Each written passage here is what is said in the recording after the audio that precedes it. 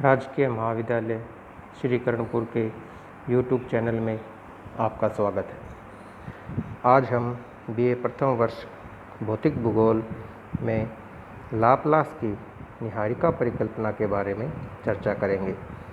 इससे पहले हमने कांट के द्वारा पृथ्वी की उत्पत्ति से संबंधित परिकल्पना पर विचार किया था।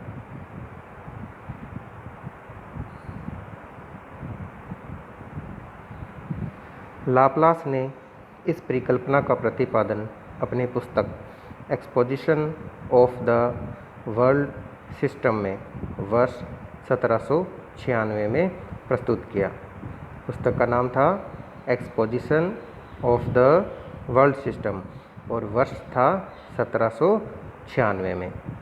इस पुस्तक में इन्होंने कांट की जो परिकल्पना थी, जो उनके 3 दोष थे, उनको दूर करने का प्रयास किया।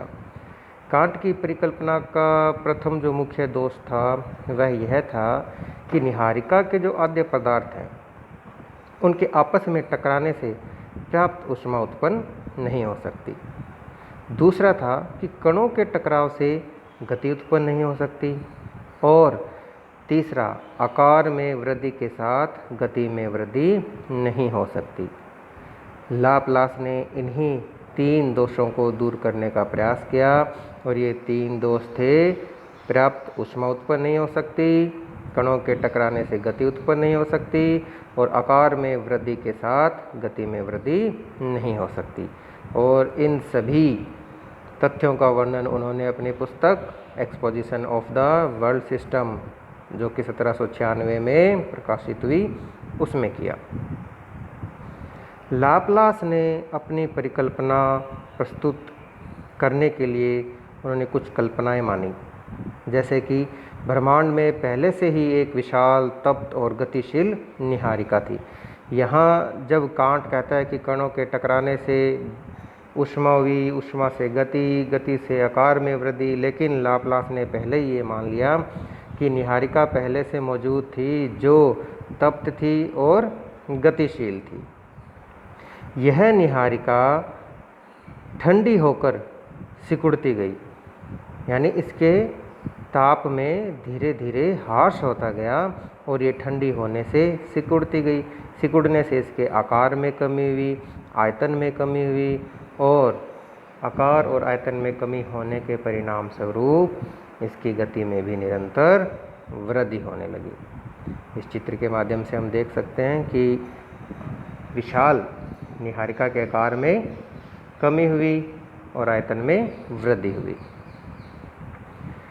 अधिक गति के कारण केंद्रापसारित बल के द्वारा निहारिका का मध्यवर्ती भाग बाहर की ओर उभरने लगा।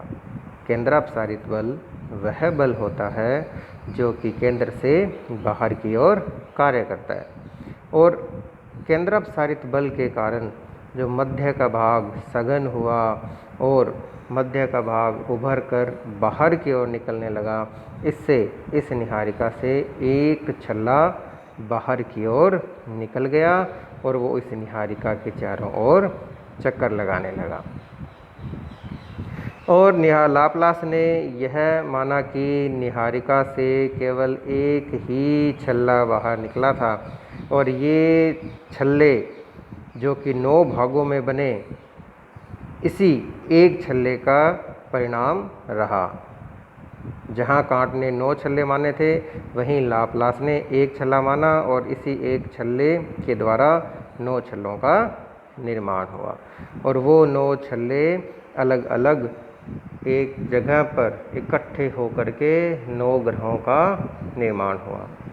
इन्हीं 9 ग्रहों के जो छल्ले थे, उनसे अलग अलग छल्ले और अलग हुए और उनसे उन ग्रहों के उपग्रहों का निर्माण हुआ। तो इस प्रकार लाप्लास ने अपनी पृथ्वी की उत्पत्ति से संबंधित परिकल्पना का प्रतिपादन किया और इसका मूल्यांकन यह है कि पृथ्वी की उत्पत्ति से संबंधित लाप्लास ने यह बताया कि पृथ्वी 3 अवस्थाओं से होकर के गुजरी है। पहली गैसीय अवस्था, उसके बाद में तरल अवस्था और अंत में ठोस अवस्था। और ठोस अवस्था का हम परिणाम देखते हैं कि हमारा जो पृथ्वी का भूपटल है वो बिल्कुल ठोस है।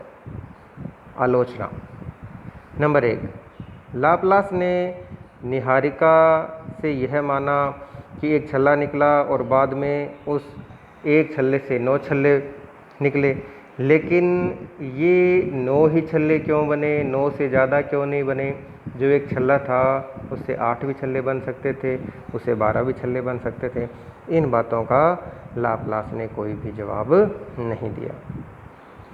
दूसरा कारण यह रहा कि जैसे लाप्लास ने माना कि जो पहले निहारिका थी या जो ग्रह बन रहे थे वो पहले गैसीय अवस्था में आए, फिर द्रव अवस्था में आए। तो द्रव अवस्था में जब कोई पदार्थ होता है तो वो निरंतर स्वतंत्र रूप से घूम नहीं सकता, यानी न तो वह परिभ्रमण कर सकता है और न ही वह परिक्रमण कर सकता है। परिभ्रमण अपने ही स्थान पे घूमना और परिक्रमा किसी के चारों ओर चक्कर लगाना। तीसरा कारण, इस परिकल्पना के अनुसार सभी ग्रहों के उपग्रहों को अपने पिता ग्रहों की दिशा में ही घूमना चाहिए।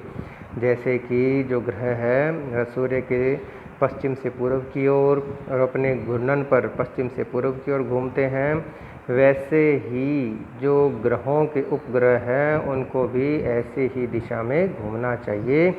लेकिन शनि तथा बृहस्पति के ग्रह अपने मूल ग्रहों की विपरीत दिशा में घूमते हैं। नंबर 4, यदि सूर्य निहारिका का ही भाग है तो एक नया छल्ला अलग होकर बाहर निकलना चाहिए, पर ऐसा नहीं है। अगर हम अब माने कि सूर्य जो है निहारिका का भाग है, तो क्या अब हम देखते हैं कि सूर्य से भी एक नया छल्ला बाहर की ओर निकल रहा है? लेकिन ऐसा बिल्कुल भी प्रतीत नहीं हो रहा। नंबर 5, लाप्लास यह मानकर चलते हैं कि प्रारंभ में एक गतिशील तथा तप्त निहारिका थी, पर निहारिका कहाँ से आई, उसमें ऊष्मा तथा गति कैसे पैदा हुई?